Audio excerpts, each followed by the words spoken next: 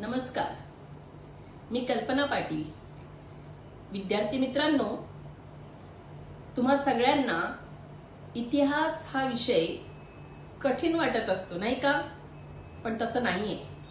इयत्ता 5वी ते 7वी आणि 8वी तसंच 9वी हा इतिहास तुम्हाला अनेक प्राचीन, मध्ययुगीन कालखंड आणि अर्वाचीन भारत या काळातला इतिहास तुम्ही पाहिलेला आहे।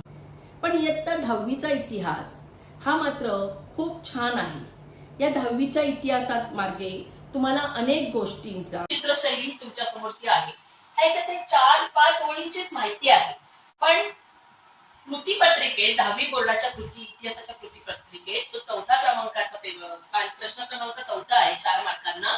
त्याच्यामुळे तुम्हाला या उतार्यावरच पाठ्य बोर्डाने तुम्हाला कृतीपत्रिकेत असे 4 प्रश्न दिलेले असतात की ते त्यातले 3 प्रश्न हे एका वाक्यात असतात किंवा 2 प्रश्न एका वाक्यात असतात आणि उरलेला एक प्रश्न 2 मार्काला असतो किंवा काही वेळेला हे 4ही प्रश्न 1-1 मार्कासाठी असतात।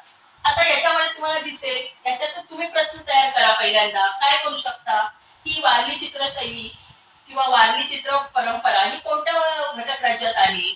त्याच्यानंतर तुम्ही दुसरा प्रश्न असा करू शकता की ठाणे जिल्ह्यातील जीवा सोमा म्हशे यांनी कोणत्या चित्रकलेचं लोकप्रियता वाढवली किंवा कोणत्या त्यांचा सिंहाचा वाटा कोणत्या चित्रशैलीमध्ये त्यांनी केला।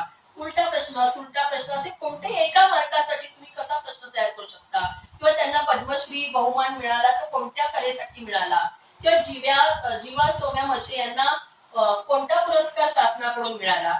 असे स्वतः विद्यार्थी मित्रांनो तुम्ही 1-1 मार्काचे प्रश्न तयार करा आणि तुमच्या पाठ्यपुस्तकामध्ये तुम्हाला हे बघा मी उतारे काही दाखवते, हे कलरिंग उतारे जे आहेत त्या उतार्यावरनच तुम्हाला 80% तरी प्रश्न क्रमांक 4 हा तुम्हाला अशा उतारांवरून येतो। म्हणजे तुमची जी सगळी प्रकरण आहेत त्या प्रकरणामधले हे कलरिंग पॅराग्राफ जे आहेत त्या कलरिंग पॅराग्राफ मध्ये तुम्ही आतापासून स्वतः 4 प्रश्न तयार करा आणि त्याची उत्तरं तुम्ही स्वतः लिहा।